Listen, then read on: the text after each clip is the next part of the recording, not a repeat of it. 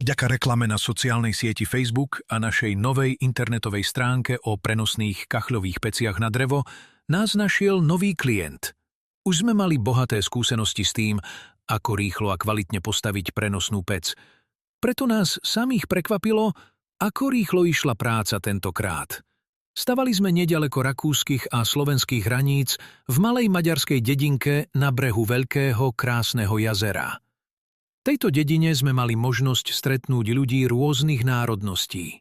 Montáž pece, po vyložení materiálu z auta, príprave priestoru, pokrytí podlahy a oblepení stien ochrannou fóliou sme začali montáž nôh, ktoré rozložia váhu pece.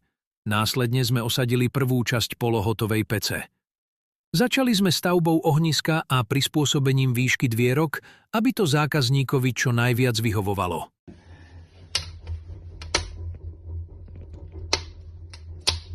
Samotná práca na peci nám zabrala 4 hodiny. Jazero, keramika a jazyková prax.